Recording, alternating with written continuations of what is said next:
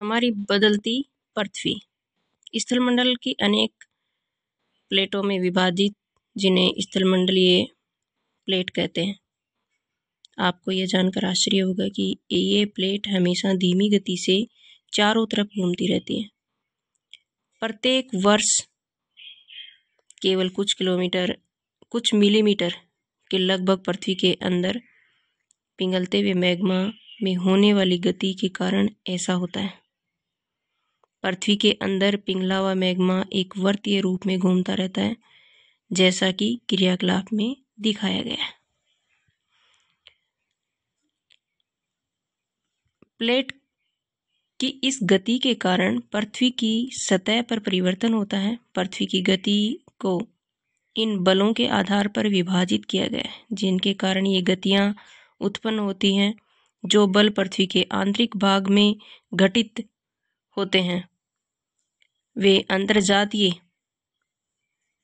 बल endogenic force कहते हैं, एवं जो बल पृथ्वी की सतह पर उत्पन्न होते हैं उन्हें बहिर्जनिक बल एक्सोजेनिक फोर्स कहते हैं। आंतरिक बल कभी आकस्मिक गति उत्पन्न करते हैं तो कभी धीमी गति। भूकंप एवं ज्वालामुखी जैसी आकस्मिक गति के कारण पृथ्वी की सतह पर अत्यधिक हानि होती है। एक रंगीन कागज की छोटी सी गोली लीजिए और इसे जल के आधे भरे बीकर में रख दीजिए। बीकर की तिपाई पर रखकर गर्म करें। जल गर्म होने पर आप देखेंगे कि गर्म जल की परतों के साथ कागज की गोली भी ऊपर उठती है और ठंडे पानी की परतों के साथ यह गोली नीचे बैठती है। पृथ्वी के अंदर स्थित पिघला हुआ मैग्मा भी इसी प्रकार गति करता है। स्थलमंडलीय कोड। स्थलमंडलीय प्लेट भूप्रपट्टी में अनेक बड़ी एवं कुछ छोटी कठोर असमान आकार की प्लेटें होती हैं, जिन पर महाद्वीप एवं महासागर की सतह टिकी है।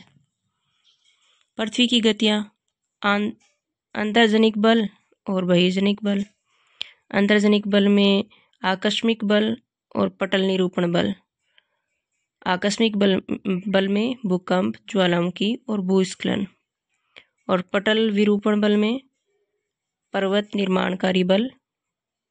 बहिर्जनित बल अपरदन और निक्षेपण, नदी, बहता जल, पवन, समुद्री तरंग और हिमनद। ज्वालामुखी भूप्रपट्टी पर खुला एक ऐसा छिद्र होता है जिसे पिघले हुए पदार्थ अचानक निकलते हैं। गैस व राख, क्रेटर, निकास, वेंट, लावा, प्रपट्टी, मेटल, मैग्मा और कोस्ट। शब्द उत्पत्ति। एंडो अंतः, एक्सो बाह्य, जेनिक उत्पत्ति, एंडोजेनिक और एक्सोजेनिक।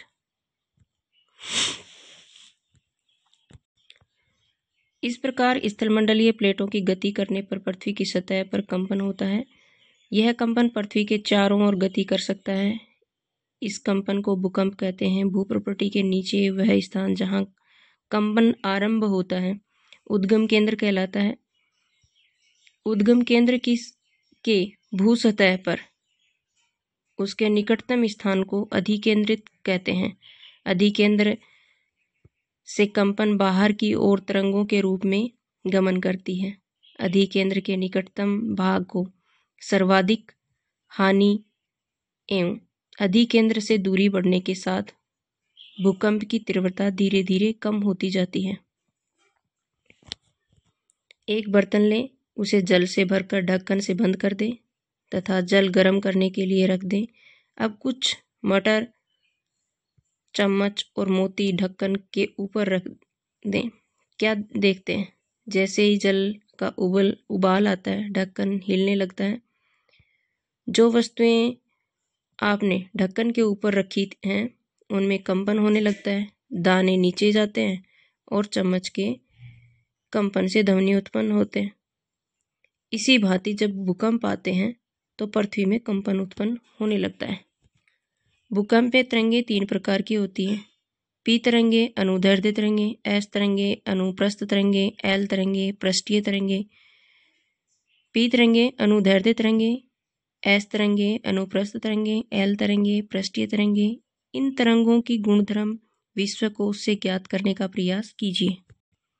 प्लेट सीमा, अधिकेंद्रित बल और भूकंपी तरंगों की सभी दिशाओं में बाहर की ओर निकलती है। उद्गम केंद्र, वह स्थान जहां भूकंप उत्पन्न होता है वही भूकंपी ऊर्जा का उद्गम केंद्र कहलाता है।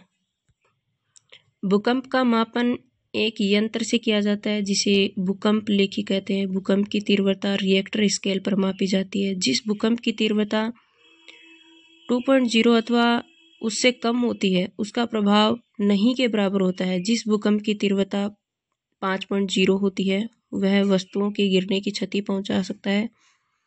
जिस भूकंप की तीव्रता 6.0 अथवा उससे अधिक होती है वह शक्तिशाली और जिसकी तीव्रता 7.0 अथवा अधिक होती है वह सर्वाधिक शक्तिशाली समझा जाता है। यद्यपि भूकंप की भविष्यवाणी संभव नहीं, लेकिन यदि हम पहले से तैयार हों तो इसके प्रभाव को निश्चित रूप से कम किया जा सकता है। स्थानीय लोग कुछ सामान्य तरीकों से भूकंप की संभावना का अनुमान लगाते हैं, जैसे जानवरों के व्यवहार का अध्ययन, तालाब में मछलियों की उत्तेजना, सांपों का धरातल पर आना। भूकंप एक वस्तु स्थिति अध्ययन। भुज में भूकंप के झटके। 26 जनवरी 2001 में एक को भुज शहर में रिएक्टर स्केल पर 6.9 की तीव्रता का भीषण भूकंप। स्कूल सर्वाधिक प्रभावित। स्कूलों की इमारतें गिरने से कम 971 छात्रों एवं 31 शिक्षकों की मौत आशंका है। भुज में निराशाजनक राहत। भूकंप के 3 दिन बाद भी हर व्यक्ति तक भोजन, कंबल, दवाएं आदि न पहुंचने के कारण हालत चिंताजनक। भुज की तबाही। फोन लाइनें, जल पाइप लाइनें, विद्युत स्टेशन, संचार लाइनें सभी अवरोधित हो गए थे। शहर में आग। चारकोल एवं अंगीठियों के पलटने के कारण अनेक स्थानों पर आग। भूकंप से प्रभावित क्षेत्र में आपातकाल की घोषणा। राष्ट्र के आपातकालीन स्थिति की घोषणा की गई। मुख्यमंत्री के केंद्र से अपील। गुजरात सरकार ने इस संकट का सामना करने के लिए केंद्र में वित्तीय सहायता मांगी। भूकंप से बचाव की तैयारी। भूकंप के दौरान कहाँ आश्रय लें? सुरक्षित स्थान। रसोई के काउंटर या मेज के नीचे, दीवार के अंदरूनी कोने में, इनसे दूर रहें। आग वाले स्थान, चिमनी के आसपास या टूट सकने वाली खिड़कियां, दर्पण, तस्वीरें, फ्रेम। पहले से तैयार रहें। अपने दोस्तों एवं पारिवारिक सदस्यों के बीच जागरूकता फैलाएं एवं आपदा का सामना विश्वास से करें। मुख्य स्थलाकृतियां। अपक्षय एवं अपर्दन नामक 2 प्रक्रमों द्वारा दृश्य भूमि लगातार विघटित होती रहती है। पृथ्वी की सतह पर शैलों के टूटने के अपक्षय की क्रिया होती है। भूदृश्य का जल, पवन एवं हिम जैसे विभिन्न घटकों के द्वारा होने वाले क्षय को अपर्दन कहते हैं। भूजल आदि अपर्दित पदार्थों को एक स्थान से दूसरे स्थान पर ले जाते हैं और फलस्वरूप एक स्थान पर निक्षेपित करते हैं। अपर्दन एवं निक्षेपण की ये प्रक्रम पृथ्वी के धरातल पर विभिन्न स्थलाकृतियों का निर्माण करते हैं। नदी के जल से दृश्य भूमि का अपर्दन होता है। जब नदी किसी खड्डे ढाल वाले स्थान से अत्यधिक कठोर शैल खड़े ढाल वाली घाटी में गिरती है तो यह जलप्रपात बनाती है। नदी के जल से दृश्य भूमि का अपर्दन होता है जब नदी किसी खड्डे ढाल वाले स्थान से अत्यधिक कठोर शैल या खड़े ढाल वाले स्थान से अत्यधिक कठोर शैल या खड़े ढाल वाली घाटी में गिरती है तो यह जलप्रपात बनाती है। कठोर शैल, जल की शक्ति द्वारा काटे गए मृदु शैल। जब नदी मैदानी क्षेत्र में प्रवेश करती है तो यह मोड़दार मार्ग पर बहने लगती है। नदी के इन्हीं बड़े मोड़ों को विसर्प कहते हैं। इसके बाद विसर्पों के किनारों पर लगातार अपर्दन एवं निक्षेपण शुरू हो जाता है। विसर्प लूप के सिरे निकट आते जाते हैं। समय के साथ विसर्प लूप नदी से कट जाते हैं और एक अलग झील बनाते हैं जिसे चाप झील भी कहते हैं। कभी कभी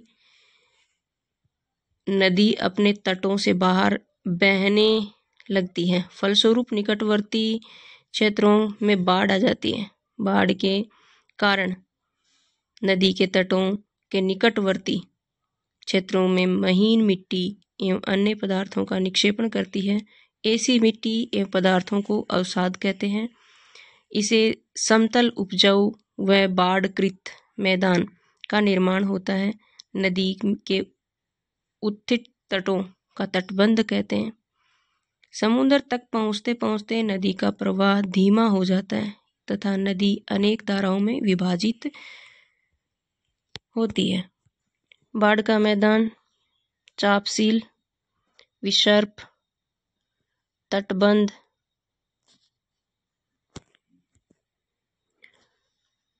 विश्व में हजारों छोटे छोटे जलप्रपात। सबसे ऊंचा जलप्रपात दक्षिणी अमेरिका के वेनेजुएला का एंजोल जलप्रपात, दक्षिणी अमेरिका के वेनेजुएला का एंजोल जलप्रपात।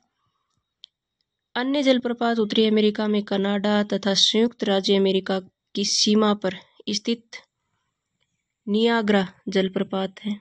अफ्रीका में जाम्बिया एवं जिम्बाब्वे की सीमा पर स्थित विक्टोरिया जलप्रपात है। नियाग्रा जलप्रपात। नदी अनेक धाराओं में विभाजित हो जाती है जिसको विस्तारिका कहते हैं, विस्तारिका कहा जाता है। यहाँ नदी इतनी धीमी हो जाती है कि यह अपने साथ लाए मलबे का निक्षेपण करने लगती है। प्रत्येक विस्तारिका अपने मुहाने का निर्माण करती है। सभी मुहानों के अवसादों के संग्रह से डेल्टा का निर्माण होता है। समुद्री तरंग के कार्य। समुद्री तरंग के अपरदन एवं निक्षेपण तटीय स्थलाकृतियां बनाते हैं। समुद्री तरंगें लगातार सैलों से टकराती रहती हैं जिसके दरार विकसित होती है। समय के साथ साथ ये बड़ी और चौड़ी होती जाती हैं। इनको समुद्री गुफा कहते हैं। इन गुफाओं के बड़े होते जाने पर इसमें केवल छत ही बचती है जिसे तटीय मेहराब बनाते हैं। लगातार अपरदन छत को भी तोड़ देता है और केवल दीवारें बचती हैं। दीवार जैसे इन आकृतियों को स्टैक कहते हैं। समुद्र के जल के ऊपर लगभग ऊर्ध्वाधर उठे हुए ऊंचे शैलीय तटों को समुद्र भृगु कहते हैं। समुद्री तरंगे किनारों का पर अवसाद जमा कर समुद्री पुलिन का निर्माण करती है। हिमनद के कार्य। हिमनद तथा हिमानी बर्फ की नदियां होती हैं। हिमनद अपने नीचे की कठोर चट्टानों, गोलाश्मी मिट्टी और पत्थरों को अपरदित कर देती है। गोलाश्मी मिट्टी तथा पत्थरों से भूदृश्य का अपरदन करती है। हिमनद गहरे गर्तों का निर्माण करती है। पर्वतीय क्षेत्र में बर्फ पिघलने से उन गर्तों में जल भर जाता है और वे सुंदर झील बन जाते हैं। हिमनद के द्वारा लाए गए पदार्थ जैसे छोटे बड़े सैल, रेत एवं तलछट मिट्टी निक्षेपित होते हैं। ये निक्षेप हिमनद हिमोड का निर्माण करते हैं। स्टैक, तटीय मेहराब और समुद्री गुफा। पवन के कार्य। क्या आपने कभी रेगिस्तान देखा है? बालूटीबे के कुछ चित्र एकत्र करने का प्रयास कीजिए। रेगिस्तान में पवन अपरदन एवं निक्षेपण का प्रमुख कारक है। रेगिस्तान में आप छत्रक के आकार के शैल देख सकते हैं। इन्हें सामान्यतः छत्रक शैल कहते हैं। पवन शैल के ऊपरी भाग की अपेक्षा निचले भाग को आसानी से काटती हैं, इसलिए ऐसी शैल के आधार संकीर्ण एवं शीर्ष विस्तृत होते हैं। पवन चलने पर यह अपने साथ रेत को एक स्थान से दूसरे स्थान पर पहुंचाती है। जब पवन का बहाव रुकता है तो यह रेत गिरकर छोटी पहाड़ियां बनाती हैं। इसको बालूटीबा कहते हैं। जब बालू कण महीन एवं हल्के होते हैं तो वायु उनको उठाकर अत्यधिक दूर ले जा सकती है। जब ये बालू कण विस्तृत क्षेत्र में निक्षेपित हो जाते हैं तो इसे लोयस कहते हैं। चीन में विशाल लोयस निक्षेप पाए जाते हैं।